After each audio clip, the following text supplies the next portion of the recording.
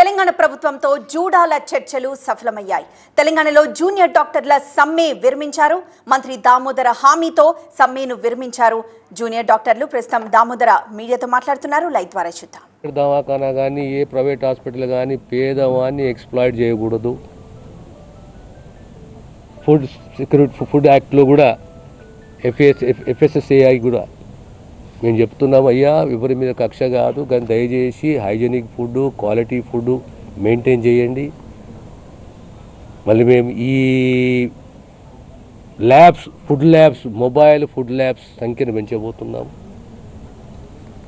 ల్యాబ్ని strengthen చేయబోతున్నాము. 2 labs, ఒకటి drugs lab, రెండోది హెల్త్ ల్యాబ్. ఇప్పుడు ఫార్మసీ ఇండియాలో అంటే తెలంగాణ అంటారు, హైదరాబాద్ అంటారు.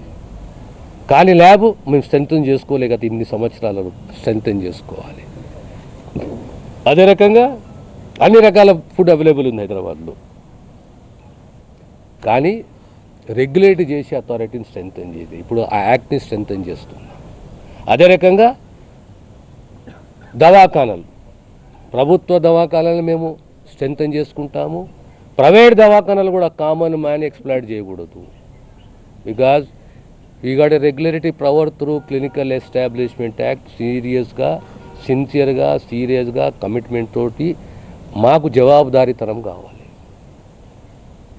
మరొక్కసారి జూనియర్ డాక్టర్స్ని అభినందిస్తూ మనందరం కలిసికట్టుగా ముందుకు సాగుదాము, ముందుకు పోదాము.